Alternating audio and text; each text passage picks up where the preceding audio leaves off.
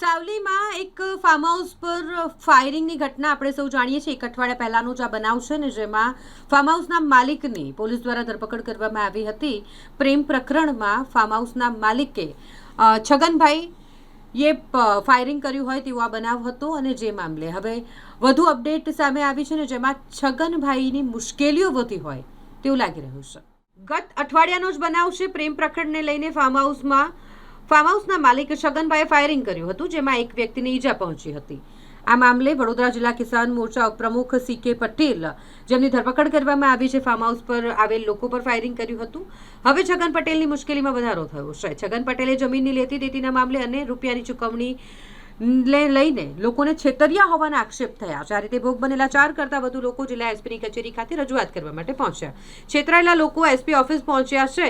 Farm હાઉસની જમીન હડપી લેવાના આરોપ લગાવ્યા છે. ભોગ બનનાર ખેડૂતોને મારી નાખવાની ધમકીના આરોપ પણ લગાવવામાં આવ્યા છે. ફાર્મ હાઉસના કોન્ટ્રાક્ટરના 80 લાખ બાકી હોવાના પણ આક્ષેપ છે. ભાજપના અગ્રણીના ઇશારે રજૂઆત માટે આવ્યા હોવાનું ચર્ચાયું છે. જિલ્લા ભાજપ અગ્રણીના પણ રૂપિયા સંડોવાયેલ હોવાની વાત સામે આવી છે. રિવોલ્વર બતાવી ધમકી આપતો હતો છગન પટેલ તેવું કોન્ટ્રાક્ટરે કહ્યું છે. એસપી સમક્ષ ન્યાય મેળવવા માટે આ અરજદારો પહોંચ્યા. મારી જમીન અત્યારે 507 પૈકી 5 એકર 2 હેક્ટર જેવી અંદર બોલે છે એટલી જગ્યા અમારી છે. તે અમને અત્યારે આપણે કોંગ્રેસના રાજમાં ઇન્દિરાબેન ગાંધીએ 1987 સાલમાં અમને આ જમીન અમે મજૂરમાંથી અમને ખેડૂત બનાવ્યા એમણે.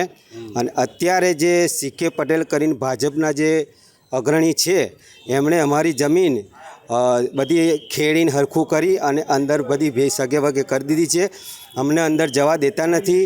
અમે અંદર એક ફેરા માપણી કરવા ગયા હતા તો એમણે એવું કહ્યું કે તમે અહીંયા આવ્યા કેમ, તમારા દિવાલ પર ફોટા ચડાવીને હાર પાડવાના ઘેર આવશે, એટલે તમને મારી નાખવાની ધમકી એમણે આલેલી છે. એટલે અમને આ જમીનમાં પેસવા દેતા નથી અને અમને અમારી જમીન પાછી મળે રસ્તા સાથે. એ માટે હું અહીંયા અત્યારે કલેક્ટર કચેરીએ DY સાહેબને હું આવેદનપત્ર આપવા માટે અહીંયા આવ્યો છું. હજુ બી નિરાકરણ નહીં આવે તો પછી શું કરશો તમે? હું તો નિરાકરણ માટે, અમે તો ગરીબ લોકો છે પણ આ બધાના સાથ સહકારથી અમે આગળ વધીશું. આનું કંઈક થાય એવું અમે ગુજરાત સરકારને નમ્ર વિનંતી કરીએ છીએ કે અમને પૂરેપૂરો ન્યાય મળે. છગનભાઈ પટેલ જે તેનું ફાર્મ હાઉસ ટોટલી બાંધકામ બધું અમે કરેલું છે કે સમથિંગ અમારે 80 લાખ જેવું બાકી છે. શું કામ કર્યું? ટોટલી જે બાંધકામ બધું ઘરનું જે ટોટલી ફાર્મ હાઉસનું જે મકાનથી માંડીને ડ્રેનેજ માટે લાઈનો બધી જ ટોટલી કામ અમે કરેલું છે.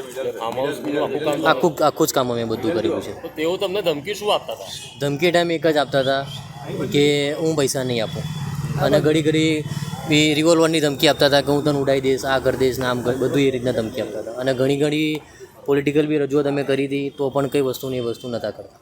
કોઈ નેતાઓની ધમકી આપતા હતા? ના, એવું તો કોઈ નહોતું આપતા, પણ અમે ઘણી રજૂઆત કરી હતી. અને રિવોલ્વરની ધમકી 2 વાર આપી હતી.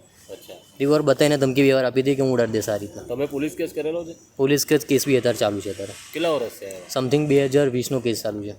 ન્યાય નથી મળ્યો? નથી મળ્યું છે. એટલે પોલીસ પણ રહેમરા રાખી રહી છે એવું લાગી રહ્યું છે CK પટેલ પર? ઘણો ટાઈમ નીકળી ગયો તમારા કેસમાં, હજુ કંઈ નિરાકરણ હજુ આવ્યું નથી હજુ પણ. એટલે આજે ક્યાં આવ્યા છો? હું આજે આવેદનપત્ર આપવા માટે આવ્યા છે. SP? હા. શું નામ તમારું? શુભમ પરમાર.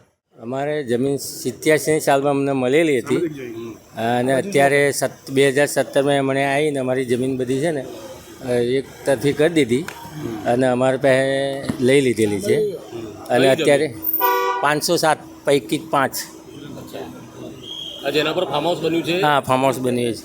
ચારે બાજુ વાર કરી દીધી, અંદર જવા નહીં દેતા. અમારો કેસ ઓર્ડર અમારા તરફ છે, બધું છે, પણ અંદર જવા નહીં દેતા.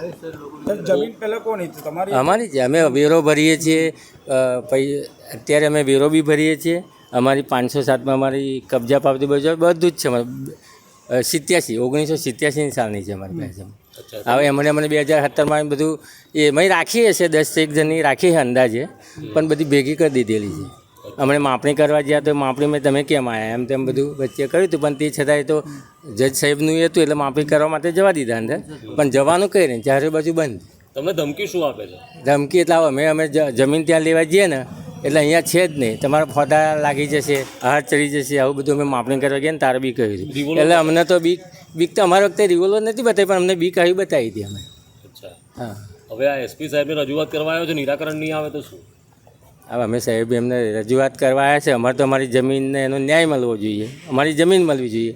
કારણ કે અમે તો હપ્તા ભરેલા, પૈસા કઈથી લાવીને કઈ રીતે ભરેલા છે બાપ દાદાએ, એટલે અમારો તો ન્યાય તો મળવું જ જોઈએ. એટલે સાહેબને અમે મળવા માટે આવ્યા, અહીંયા આવેદનપત્ર આપવા આવ્યા છે. મારું મહેન્દ્ર કુમાર રમણભાઈ ડાભી.